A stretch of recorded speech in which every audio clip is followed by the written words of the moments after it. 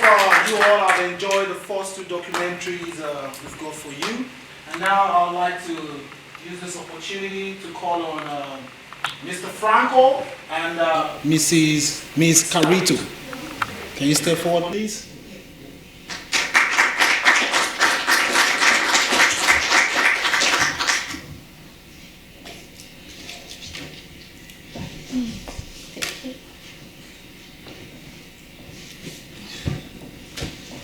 So, the first question goes to you, Mr. Franco. Ladies first. Oh, okay. I'm sorry about that. Ms. Karito. Thank you, Franco. The first question goes to you, according to Mr. Franco. Mm-hmm. So, what are the most pressing issues affecting the Colombians living in Western Australia? I think the situation in Colombia after COVID-19 makes the country worse, to be honest. And people are desperate because there is no jobs, there is no health system, everything is just falling apart after COVID-19.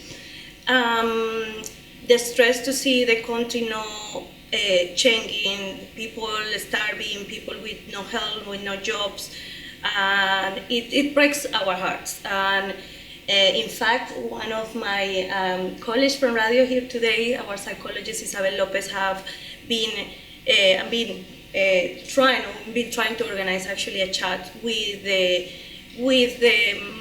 community, because our issues is our countries are in a very bad situation, and we don't see any clarity of how can the situation improve. Okay. So, Mr. Franco, you've been here for quite a while now. In your opinion, what are the most obvious changes in the governance structure of Australia since your arrival regarding educational policies, healthcare policies, equality, safety, security, and acceptance of multiculturalism within the community?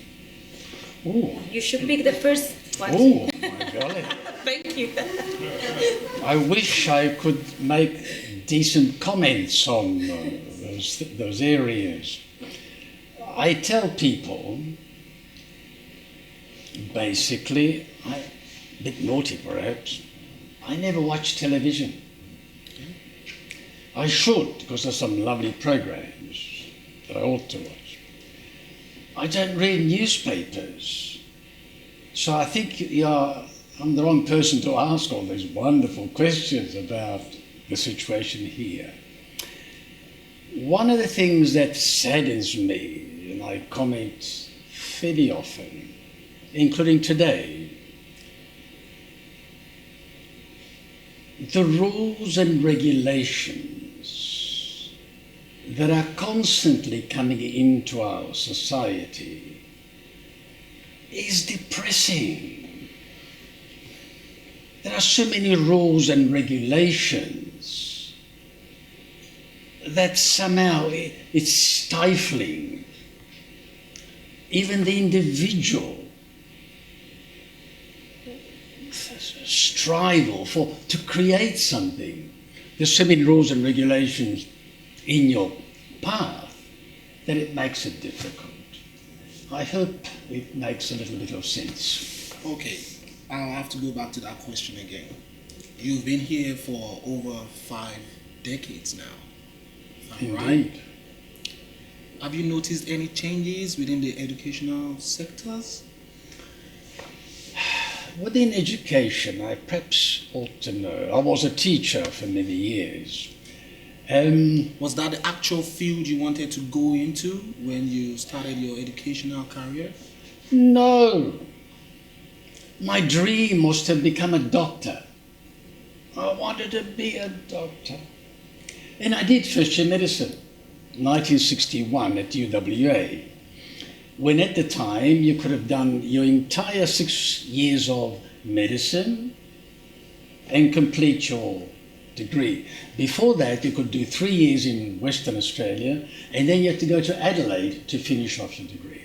Unfortunately, there was a unit in the first year in medicine, which was mathematics and physics.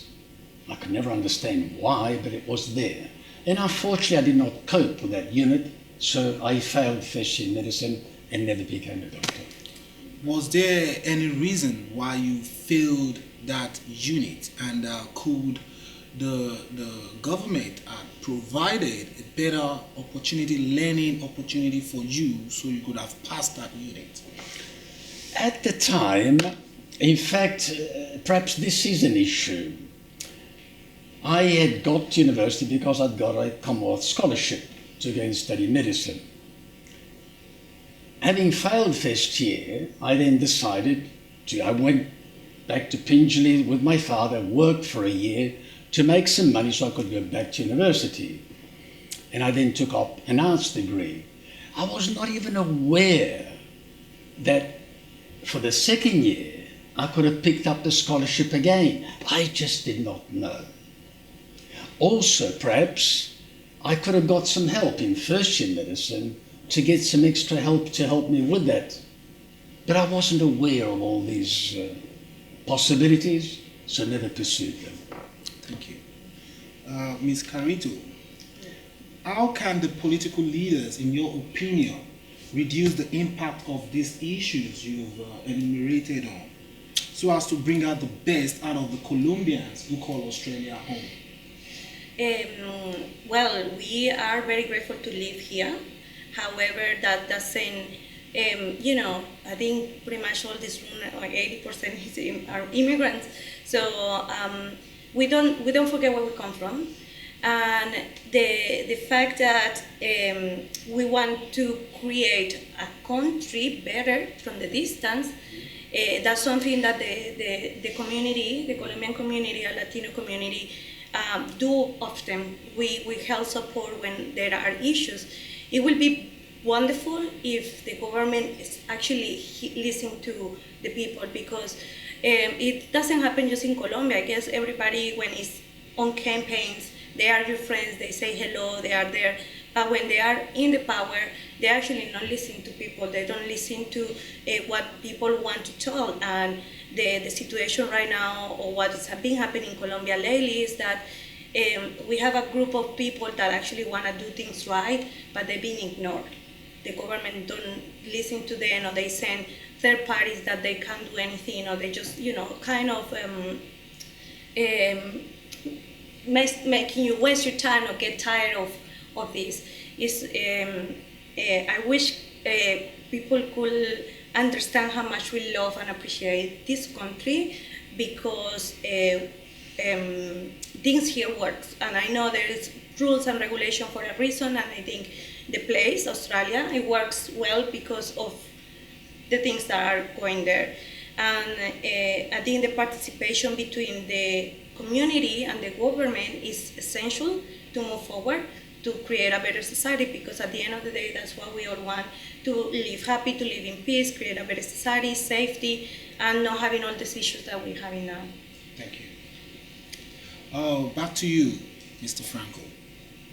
In your view, is Australia a fully fledged multicultural society? I often say that since 1954, when I mentioned about the food, we have become multicultural, mostly here. People go out and seek to eat Chinese, South American, Italian food. They actually go to seek and to enjoy that. But not so much up here. There is, and this is a question, by the way, that I ask. I think I will ask it here as well, if you don't mind, just to make a point. And it's coming up, the 10th of August. What's happening on the 10th of August? We got census night. The whole of Australia will be asked a series of questions. One of the questions will be, which languages, not dialects, do you speak? Mm-hmm. What are you going to write? All right, Yoruba. Yoruba and? English. And English. Spanish and English. Spanish and English. In my case, unfortunately, I cannot write the first one because it's a dialect. We spoke in our town of Vasto. So Italiano, English. Now in 2016, when they added up all the language that we spoke in Perth, how many languages were there? Ladies first. I have no idea. 2016? How many? Sorry, in 2016 you said? 2016, 5 years ago, how many languages? I've been in this country not that long, just 9 years, so in 2016 I wasn't very involved with those sort of numbers, sorry. No, but have a guess how many languages we spoke in Perth? Like languages, probably 50. 15. 50. 50. 50. I got no clue. Have a guess. Maybe one? English. Oh, you speak the other language, speaks another language. But the main So in language is total? English. In total, maybe I'll say 100 languages. 100 languages? Yeah. Most people go for about 50. And perhaps we should go around here and ask everybody the same question. So what we have to do is add yours, plus yours, and add yours again. We spoke more than 250 languages in Perth. Interesting. So the world is right here now. What we need to try and do is to get the younger generation to feel proud of where they come from, speak the language and so on. And this is something we need to work on more seriously. Thank you, Mr. Franco. Ms. Karito, do you feel safe, secure living in Australia? 100%. And do you think the police are doing a good job keeping the community safe from crime? Because recently we just had some shootouts between some gangs. So do you think the police are culpable with all of this happening? Because I don't understand why we live in such a brilliant, amazing society and some people call themselves gangs and they have the effrontery to have a shootout within the community. Do you feel safe? I think in all communities, in all countries, we're gonna have these sort of groups that they're doing their own thing. In the terms of the police in Australia, I admire them, I respect them, I love them. I have experienced help with the police, and I cannot say, 90% of my experience with police has been positive, amazing, I would say, because they're trying the best to do the best job. If I'm gonna compare the police here from Colombia, I was telling somebody, there is a case you're drinking and driving, and then the police stop you, and then here's $50, goodbye, well, wonderful. Try to do that in Australia. Yeah, you're gonna get, not just yourself in trouble for drinking and driving, but, trying to, I don't know the word in English, suborn, how you say? Bribe, thank you. Bribe officer. I have seen also a lot of probably some naive from the police in terms of, Australia is a safe place, a safe society for the majority of us. I think we feel safe. But when another groups or another culture start, coming with gangs, because I don't think the gangs are just Australians, or, there is also people from other cultures that are not very adapted to the society in the positive way, and they come with creating these negative groups. And I think probably the police will be more approachable to these groups if they have more multicultural officers, because we understand, you understand probably the people in your culture, and you can talk, easy, saying Italian, but Italians are crazy as Latinos, so we can understand each other. It's like we are loud, we are this, and if the police, you say you are like coming to a Latino and do this, no, they probably, because we live in a multicultural society, they probably will be more if there were more multicultural officers, it would be better for the community, especially for those sort of things. Okay, thank you. Mr. Franco, back to Now, we're in multiculturalism. Australia. One of the lovely things about Australian democracy is that the Mr. is not used very often. Okay. Mate. And thank you for the... All right, Mr. Franco. Has multiculturalism fast-tracked the development of Australia? Oh, by the way, I thought, how am I going to show my multiculturalism? Oh. This was given to me by an Aboriginal lady. And it's a nice, comfortable hat. Didn't cost me anything, so I tend to wear it very often. It's nice and comfortable. But perhaps I should have done the right thing and come up with my original colours. So I should have perhaps worn that first to indicate something. Or perhaps in a variety of... I love hats, I love the collector. So just recently I've added the colours here just to give an extra bit of it. But now, Australia, my beloved Australia, my country, perhaps I wear this most of the time. Multiculturalism. When we came to Australia in '54, they made the point, you're in Australia now. I became frank. And in one way that's a bit sad, it's 2021 now. I noticed that, as an example, the Chinese have all adopted English names. And in fact, I have to ask them, what is the name you were born with? So that is a mindset we'll need to do something about. But multiculturalism, the wonderful variety of people that have come from all over the world and have contributed to the development of this wonderful country, Australia. Thank you.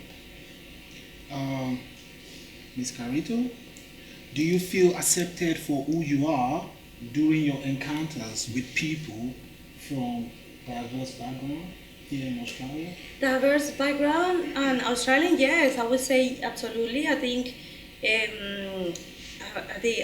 we live in a society with multiculturalism. I think that's what it makes the best of Australia. All the people from different cultures.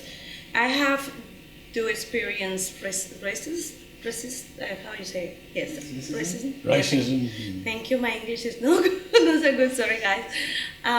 So yes, I have experienced that, and non-acceptance, and people looking you funny, and all of that. But you know what? My grandmother told me that that's not my problem. You know, it's kind of, you know, you are who you are. As when you are a good person, you're not hurting anybody. You don't need to feel ashamed of you, and that's actually something that we need to understand. Because if we are gonna take people like, oh, he looking bad, or no, you know a gold coin that everybody's gonna love you. But yes, I feel accepted. I mean, I can't thank enough for all the opportunities that Australia have given me since I came here. All that kind of, I unleash myself in Australia because in a place in Colombia you have to work, study all day. You leave 5 a.m., you come back at 11 p.m., barely see your family. So like jobs as voluntary jobs, like what I do in the radio, I wouldn't even possibly even think about it or fancy about it, because I have to work, I have to study, I have to keep going. But Australia have given me that opportunity, and by giving me that, giving hundreds of thousands others Latinos that have been through the show, sharing their story, it gives you that opportunity. I was part of my kitchen rules that when I came to immigrate to Australia, I wouldn't imagine that I was going to be in national television for that, for cooking, and tonight with you guys, which is very special. Like you guys are doing this amazing thing. Thank you, and to Angela also. So yes, Australia is a place that gives you the opportunities to do what you want to become. And people, yes, there is a lot of different cultures. Some people will like you, some people will not, but that's all right. As long as we respect each other, that's fine. Thank you. Mr. Franco, which areas and sectors can we say multiculturalism has been visible to the development of Australia? Like you mentioned earlier, you said the stomach infrastructural sector. Are there any other sectors? That possibly has been a major one. When we arrived again in the 50s, it was illegal to have a table and a chair on the street where you could eat. Could not be done. And it was an Italian cafe in Fremantle, and it took him years to deal with the Fremantle City Council to make that law change. Finally, they allowed tables and chairs to be placed outside. Now, in Perth, it's normal. Cafes everywhere, you go and you sit outside. But back in 54, it was illegal. You could not do it. So that's just an example of how the migrants have impacted on moving, changing things here in Perth. Thank you. Your final question, Ms. Karito. Are you content, satisfied from the services your community received from the government? For instance, in the healthcare sector, the educational sector, and how can those services be improved?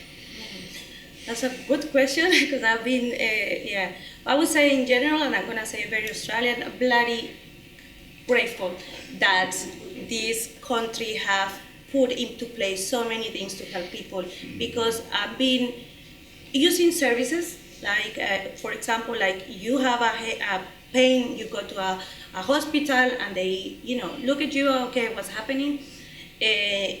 Which in my country is not as easy as that, or if you get to see a doctor. So I can't complain in that sense, because Australia have a amazing healthcare system, very, very, very amazing. But in other things, yes, I think it's always room for improvement, especially when we're talking about multiculturalism. And sometimes I have, not personally, but I have seen people getting mistreated or something like that because they can't speak proper English, or they just look different, or like I have seen that people, and I don't like that when people get mistreated for whatever reason. But yes, I think there is definitely room for improvement. I think one of them will be the mental health system. I think that needs a lot of work, especially because multiculturalism, we are brought in different cultures. We are made different, and that's fine. But when we are come here, like it's different to talk to a person from probably Iran than a Colombian. Totally different. You don't need to be make it so easy, but I don't make it so difficult, if that makes sense. Thank you. No, thank you. And your final question, Mr. Franco. In your opinion, how can the policy makers improve the standard of living for people of migrant background?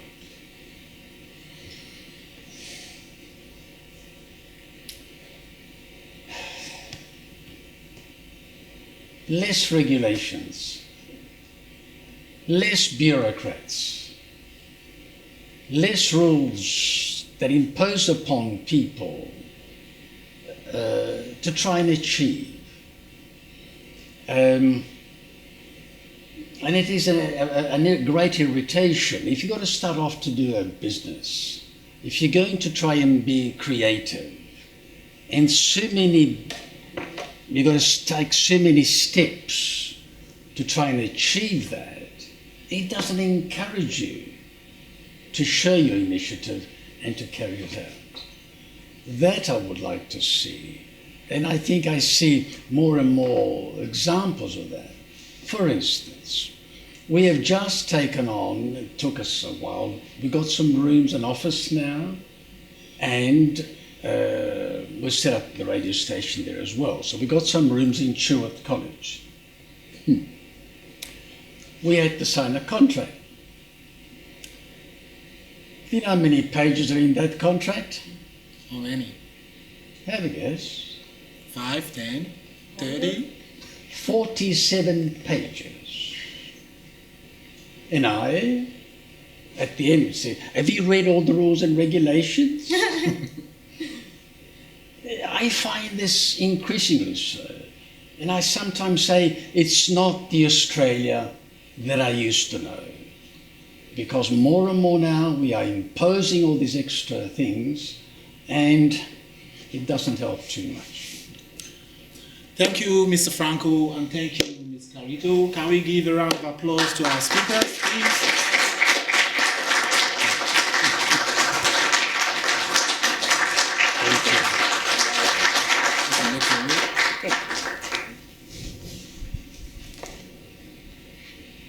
Thank you, everybody, for paying attention to the conversation we just had. And now we want us to look at the other 2 documentaries we've made for you guys tonight. Thank you.